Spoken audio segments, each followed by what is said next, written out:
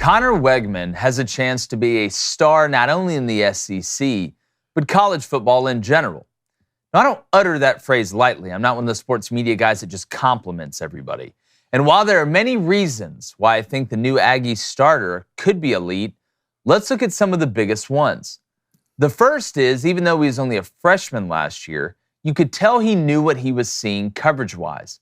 And he was able to not only diagnose it pre-snap, but he could see the mid-play movement by safeties and the changing guys in the box.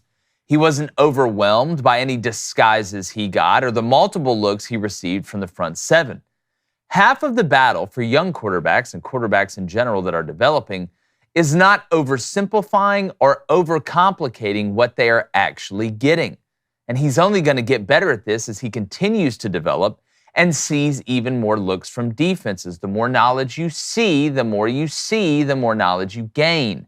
Now, there will still be some growing pains, but I don't expect him to make the same mistakes repeatedly. It's the definition of growth. Now, secondly, he was able to make anticipatory throws and extend the play both inside and outside of the pocket. Now, just like in life, football is all about timing. He was rarely late on his timing routes, and if the first couple of reads weren't available, he didn't panic. He can also move laterally and vertically within the pocket while being a deceptive runner. This ability causes nightmares for defensive coordinators because typically when plays break down, quarterbacks that can extend the plays both ways tend to be able to not only find people coming back towards the ball to the sideline or heading toward the end zones. Now, this comes in handy as well when a coverage fools a quarterback and he has to improvise. We saw this a lot when he torched Ole Miss for about 340 yards and 4 touchdowns last year.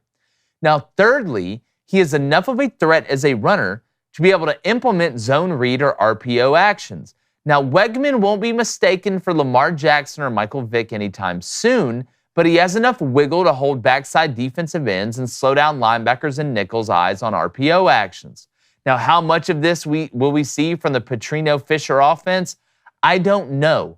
But knowing Bobby's past, he is going to use every bullet available in the chamber, especially in the red zone when the field shrinks. Now, the quarterback run game lets you truly be able to get a hat on a hat, which pays dividends on short yardage downs as well. Now, lastly, he has an OC and a supporting cast around him that should help him progress even quicker than he has, including a talented offensive line that should be more grown up.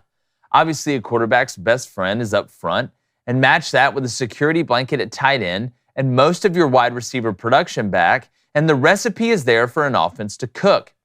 Now, Connor Wegman isn't perfect. Nobody says he is. But he does have a luxury, and A&M has a luxury to be able to have a backup quarterback in Max Johnson that's very capable in case something happens. That breeds confidence across the board. Now, all these things together should make the 12th man mighty happy this year, but even happier next year. We're bringing my co-host, former Michigan quarterback David Cohn, my handy-capable brother. That's right. Former Western State, Colorado wide receiver Blaine Crane. I've got A&M going 8-4 this year, 4-4 in the conference, and I have circled 2024 as a big year, but naming Connor Wegman the guy, I think it's the right choice. Mm-hmm. Having Max Johnson behind him is huge, and I don't think Max will be there past December. But when I look at Connor's game, and I'm going to go through his numbers from last year. I have him right here. Okay. He was 73 of 132, over 55% completion percentage, 900 yards, almost 7 yards per attempt, 8 touchdowns, no interceptions, and a quarterback rating of 132.3. But when you go back and you watch the tape, you can tell he knows what he's looking at. That's the biggest thing to me. Because a lot of times guys go in there and play whose line is it anyway. I'll get to the first read, especially young guys. After that, I'm just going to run around and try and Johnny Manziel this thing.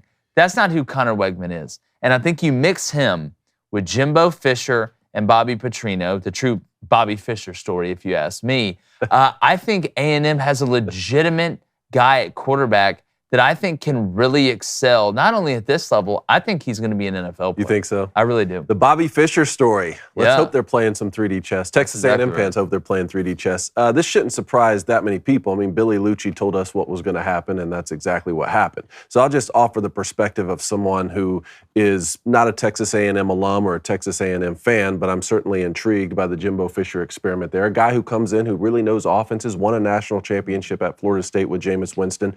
Season before last, you have Zach Calzada, at quarterback. That team goes 8-4, and really, to me, the last signature win. I mean, that win over Alabama at home was electric, right? We can still remember that game. Zach Calzada transfers out after the season. Max Johnson comes in from LSU, but you still name Haynes King the starting quarterback, right? And we were looking at that like, hey, the upside just must be that much better than what Max Johnson is going to bring. Didn't really work out. Haynes King transfers out after a 5-7 season. Max Johnson's still on the roster. Now you're going to name Connor Wegman the starting quarterback, and to me, you can't miss on this one, right? Especially you're bringing in Bobby Petrino to be the OC after a losing season. There's a lot of pressure. Can't miss, and I don't think they will. I mean, you just read off Connor Wegman's stats from last season. Of the three guys, he had the lowest completion percentage, but he had the best touchdown-interception ratio, 8-0, had 896 passing yards. There's a good sample size there. And to me, the biggest questions are, are there any personnel disagreements right now in fall camp between Jimbo Fisher and Bobby Petrino, on who they want to be the starting quarterback? And then how long will the leash be if Connor Wegman struggles early, say on the road at Miami or when SEC play starts? How long will the leash be, knowing that you have a guy back there in Max Johnson who is very, very steady, former NFL player's son? When will he get his shot if it goes bad early? Guys, college football season is back. The NFL is almost here. We have Major League Baseball playoffs right around the corner, and life's more fun when you're in on the action. So download the DraftKings Sportsbook app right now and use our code CRANE, C-R-A-I-N, C-RAIN, you get it? New customers can score $200 in bonus bets instantly when they bet just $5 on college football. Only on DraftKings Sportsbook and only with our code CRANE, C-R-A-I-N. DraftKings, the crown is yours. And if you have a gambling problem, call 1-800-GAMBLER or visit www.1800gambler.net in New York. Call 877-8-HOPE-NEW YORK or text HOPE-NEW YORK 467-369. In Connecticut, help is available for problem gambling. Call 888-789-7777 or visit cpg.org. Please play responsibly on behalf of Boot Hill Casino and Camp Resort in Kansas. 21 plus age varies by jurisdiction, void in Ontario. See dnkg.com/football for eligibility, terms, and responsible gaming resources. Bonus bets expire 7 days after issuance. Eligibility and deposit restrictions apply. Boom! Woo! And breathe. Wow. That's exactly right. Give me a cowboy hat. Let's turn this thing into an auction. Yeah, I thought you brought up a great point last time we talked about A&M, and that the problems with Jimbo Fisher and Bobby Petrino, I don't think people are seeing underneath the surface. I don't think it's going to be a play calling situation where the problems arise. Typically, problems arise in personnel decisions, which you see through fall camp, right? It percolates through the spring, through summer workouts. You get to fall camp, you actually have to make that decision. That would be where the argument is. Or a should we go for it on 4th and 2? What should we run the play action on our should we take this chance at midfield on a play action on 3rd and 1 instead of just running the ball? It's not necessarily, hey, do we need to run double post? Do we need to run power? Do we need to run counter? A lot of it is personnel and kind of the functioning of, hey, do we need a timeout right here? We didn't need to burn one. We only got one left. We're in the 3rd quarter. So I thought that was a great point you brought up. Blaine, we all know you're a huge A&M guy. Huge A&M guy. I've always been a huge A&M guy. This is a year, y'all. I do want to say Haynes King has won the job at Georgia Tech. I'm rooting for that kid as the starting quarterback under Brent Key. I hope he figures it out. I think he has to totally change his throwing motion. But that's a story for another day. When you look at Connor Wegman, after what you saw last year, at home, beat LSU, 38-23, 12-18, 155 yards, 2 touchdowns. Versus Ole Miss at home, they lost by 3, but you threw for 340 on 28-44, 4 touchdowns, no interceptions. I think the biggest thing is on the road, right? At Auburn, you struggled 14-36. Did have a touchdown pass with no turnovers. You didn't turn it over at all. Then against South Carolina, we all know that story, 8-15 for 91 yards, no touchdowns, no interceptions. You were over 100 quarterback rating in every game but the Auburn game, and somehow, you lost that to a Brian Harsin team. You went 14-36. We're going to know early. You go to Miami week 2. Yeah, and you got to think the first week of last year's game was Sam Houston and Haynes King threw for 360 yards. So I'm not going to sit here and say that one guy. Connor Wegman's not going to come out here and look good against, New Mexico week 1. Obviously, he's going to look good. But we get to the bread, but the kid has talent. We know that. We saw that. But he does have things he needs to work on. The best thing that happened to him was Bobby Petrino coming to be the offensive coordinator, right? And when it comes to arguments for going on 4th down or personnel arguments, there's one voice in this room, right? And that's Jimbo Fisher. Mm-hmm. There's levels to this. And Bobby Petrino knows that. I think you saw that when he came out in the interview and said that Jimbo Fisher is the head coach of this football team. What Jimbo Fisher says, that's what's going to happen. I think he knows that. I think A&M fans know that deep down too. But you look at these games, and obviously he had a great game against Ole Miss. Hell, I could probably strap it up and throw it for 225 against Ole Miss. Not right I don't now. know a lot of people. Hell, I'm talking about right now too. Not right this second. Well, maybe with the injury, maybe 162 touchdowns. We'll see the quarterback rating, see how it goes. But 120 yards against Auburn, you scored 10 points. That ain't gonna cut it. You beat UMass, Massachusetts 20-3. You had 190 yards. All right, you threw for 150 against LSU. A-Chain ran for 220. All right, A-Chain isn't there anymore. Your offensive line's good, right? We'll see. A&M's got to prove it to me.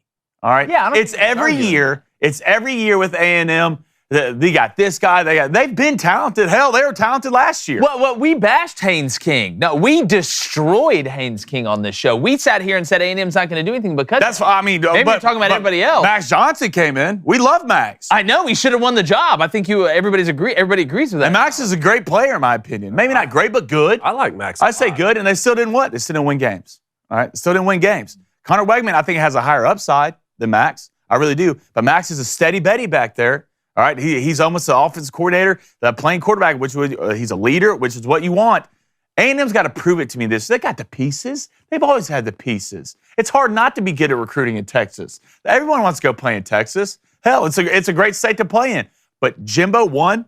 I'm glad. I'm hearing good things about he's clearing his voice. Everyone knows who the HC is. You look on the back of the shirt, what it says? It says head coach. Yeah. All right, and Bobby Petrino knows that. All right, but Wegman still's got stuff to prove to me. Yeah. All right, I'm not going to give A&M the benefit of the doubt. And again, A&M does have to prove it. I don't think anybody's sitting here saying that Connor Wegman's going to win the Heisman. But when I look at what A&M has had recently at quarterback and where the problems have been, I think this guy has about as much upside as anybody they've had in a while. I really do believe that because I've watched him operate within the pocket, outside of the pocket. Now, we will see. You get New Mexico at home to start off. All right, let's get on the right foot. Right, let's bring out an appetizer. Let's play it safe. You know what I'm saying? Maybe it's caprese salad. Hell, maybe it's cheddar biscuits. Everybody likes that. Good. Yeah, if you don't, hold on, not open the door. It's the FBI. We have some questions to ask. If this kid comes out and balls, I mean, if he's Johnny Manziel-esque, the narrative, whether fair or not, is going to be, man, Bobby Petrino coming in really got that offense right. It's not going to be, Jimbo Fisher finally got his quarterback. Well, I mean, look, if he goes in, we'll know September 9th when they go down to Miami Gardens, all right, at Hard Rock Stadium against Miami, Mario Cristobal and the boys. Then you get ULM at home. You get Auburn at home. You get Arkansas neutral site, and then you get Bama at home. Okay, and that's a game I picked the Aggies to win. Surprise, surprise, surprise. So it's going to be fascinating to watch. Let us know in the comments. What do you think about Connor Wegman? Hey, YouTube, do us a favor. If you're watching this, make sure you're subscribed. Turn that notification bell on and like the videos. Helps us get in the algorithm. We're almost to 100,000. We really, really appreciate you guys. Can't wait to see you again.